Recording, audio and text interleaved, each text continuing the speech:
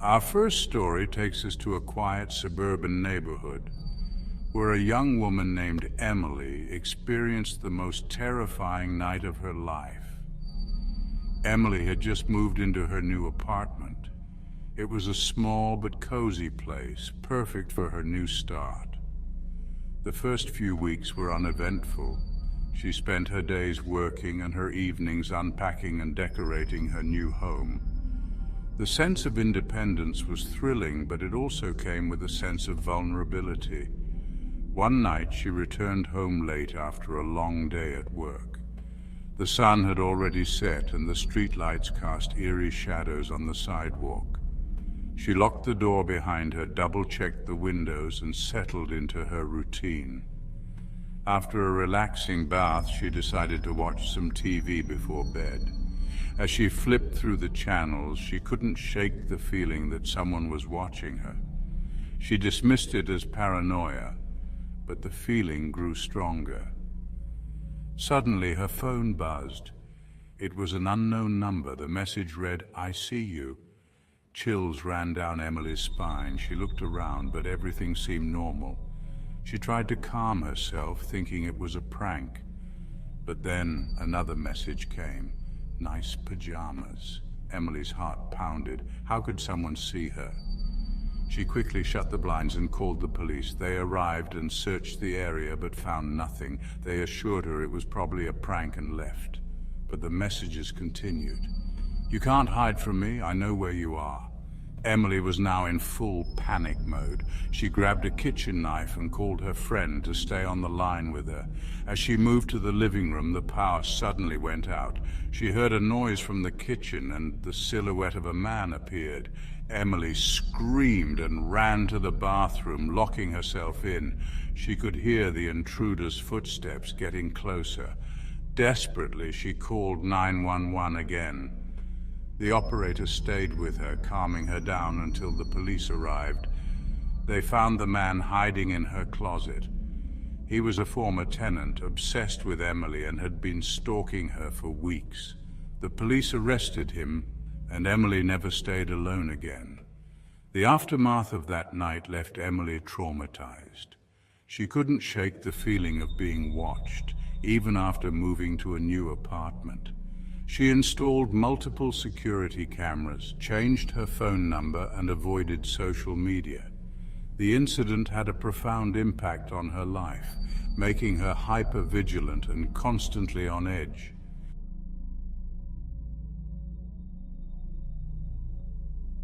Story 2. The Unseen Roommate. Our next story is about Mark, a college student who moved into a cheap off-campus apartment. Little did he know he wasn't alone. Mark's new apartment was a steal, or so he thought. The rent was cheap, and the place was spacious. But soon after moving in, strange things started happening. Items would go missing, only to reappear in odd places. He heard footsteps at night, but every time he checked, no one was there. One evening, Mark came home to find his apartment in disarray. Drawers were open and his belongings were scattered. He called the landlord, who assured him that no one else had access to the apartment. Mark changed the locks, hoping to put an end to the disturbances, but the incidents continued. Mark started to notice food disappearing from his fridge. He set up a camera in the living room, hoping to catch the culprit. The next day, he reviewed the footage and saw something that made his blood run cold. In the middle of the night, a figure emerged from a small door in the ceiling, the attic entrance. Mark immediately called the police. They searched the attic and found evidence of someone living there, a sleeping bag, food wrappers, and personal belongings. The intruder had been living above Mark for months, coming down only when he was out or asleep. The police caught the intruder, a homeless man who had found his way into the building and made a home in Mark's attic. The thought of someone living above him, watching his every move, haunted Mark for years. Mark's story spread quickly among his friends and classmates. Many were horrified, while others were skeptical. Despite the fear and anxiety, Mark refused to let the experience define him. He focused on his studies and eventually graduated, moving on with his life but never forgetting the unseen roommate who had invaded his sanctuary.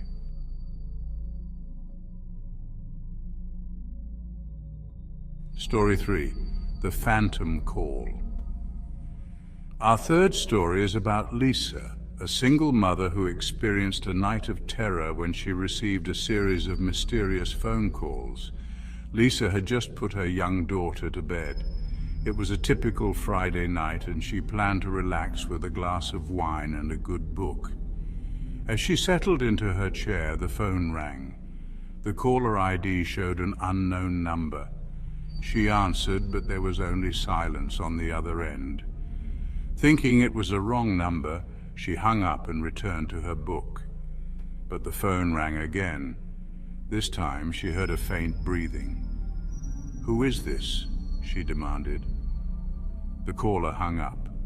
Lisa felt uneasy but tried to brush it off. Then the phone rang a third time. "I can see you," a voice whispered.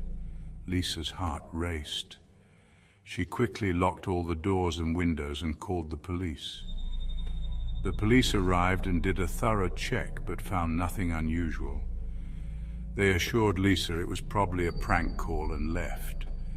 But the calls continued, each one more sinister than the last. "I'm coming for you," the voice threatened. In a state of panic, Lisa called her neighbor, who came over to keep her company. Together they called the phone company to trace the calls. The operator revealed something horrifying. The calls were coming from inside the house. Lisa and her neighbor rushed to her daughter's room, finding her safe but terrified. They hid in the room until the police arrived. After a thorough search, they found a hidden basement where a deranged man had set up his makeshift lair.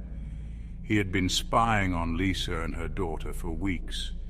The man was arrested, but the experience left Lisa scarred. She moved out of the house and never answered unknown calls again.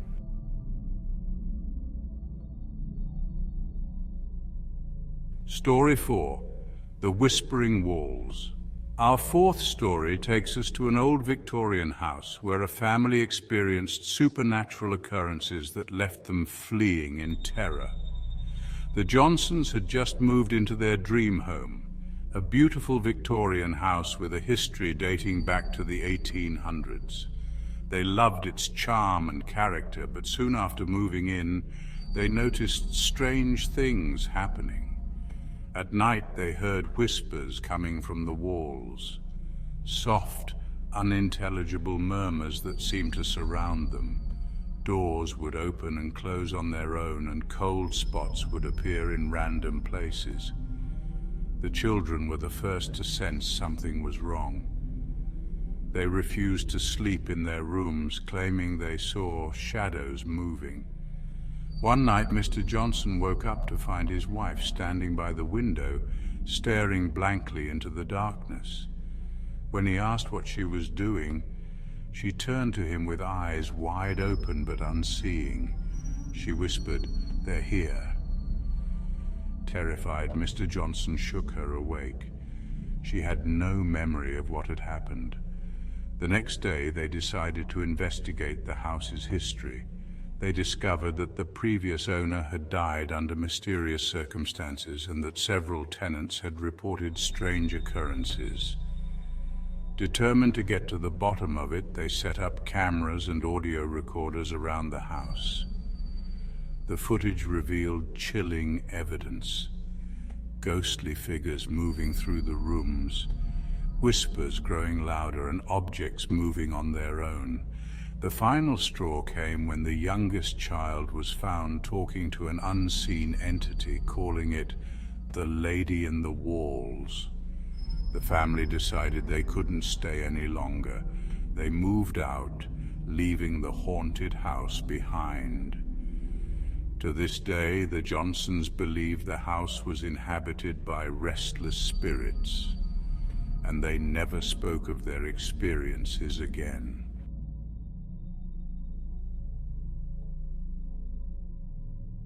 Story 5. The Man in the Mirror. Our final story is about a man named Jack, who encountered a terrifying presence in his own home. Jack lived alone in a small apartment. He was a creature of habit, following the same routine every day. One evening, as he was brushing his teeth, he noticed something strange in the bathroom mirror. It was a shadowy figure standing behind him. He spun around, but there was no one there. Shaking it off as a trick of the light, he went to bed. But the next night, the figure appeared again. This time it was clearer, a tall, dark figure with hollow eyes. Jack was terrified. He covered the mirror and tried to forget about it, but the figure began appearing in other reflective surfaces, the TV screen, the windows, even his phone. It seemed to be getting closer each time. Desperate, Jack decided to stay with a friend for a few days. When he returned, he hoped the figure would be gone, but it wasn't. In fact, it seemed angrier. The shadowy figure now appeared even when there was no reflective surface. One night, Jack woke up to find the figure standing at the foot of his bed. Paralyzed with fear, he watched as it slowly moved closer. The air grew cold, and he could feel its presence pressing down on him. Just as he thought he would pass out from fear, the figure vanished. Jack couldn't take it anymore. He sought help from a local paranormal expert who performed a cleansing ritual in his apartment. The expert revealed that the figure was a malevolent spirit, drawn to Jack's negative energy. The cleansing seemed to work, and the figure stopped appearing. But Jack was never the same. The experience left him deeply traumatized, and he moved out of the apartment shortly after. To this day, he avoids mirrors and reflective surfaces, fearing the return of the man in the mirror.